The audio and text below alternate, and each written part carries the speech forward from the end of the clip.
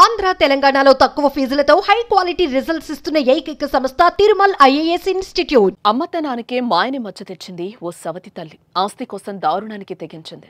సవతి కూతురుండడంతో కన్న కూతురికి విలువైన ఆస్తి దక్కకుండా పోతుందనే కారణంతో సవతి బిడ్డను దారుణంగా హత్య చేసింది. 4 నెలల కిందట ఈ హత్య జరగ తాజాగా వెలుగులోకి రావడం ఇప్పుడు సంచలనంగా మారింది. మేడ్చల్ జిల్లా బోడుపల్ శ్రీ లక్ష్మీనగర్కు చెందిన పీనా నాయక్ ఉస్మానియా విశ్వవిద్యాలయంలో పనిచేస్తున్నాడు. మొదటి భార్యతో విభేదాలు కారణంగా విడిపోయాడు.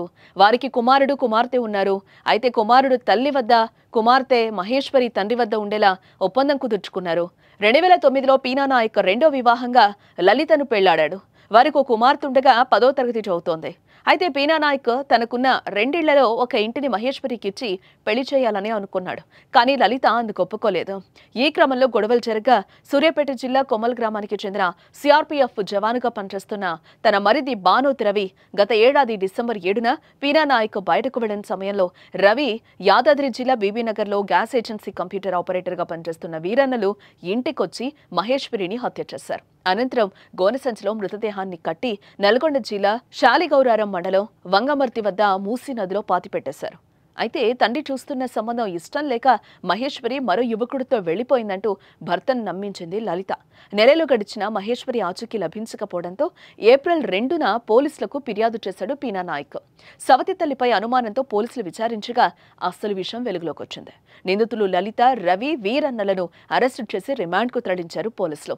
వారు పాతిపెట్టిన చోట మృతదేహాన్ని వెలికి తీసి పోస్టుమార్టం నిర్వహించారు.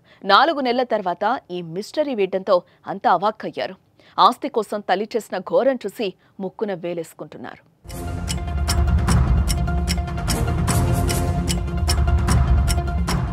మొత్తం ఈ ఇల్లు, ఆస్తి, ఇంటి దగ్గర ఒక 6 ఎకరాల పొలం ఉంటుంది. ఇవన్నీ ఆమెకే కావాలని చెప్పేసి పక్కాగా వాళ్ళ మామ కొడుకు, ఆయన పేరు రవి, ఆయన మిలిటరీలో ఒక కానిస్టేబుల్గా పనిచేస్తాడు జమ్మూ కాశ్మీర్లో.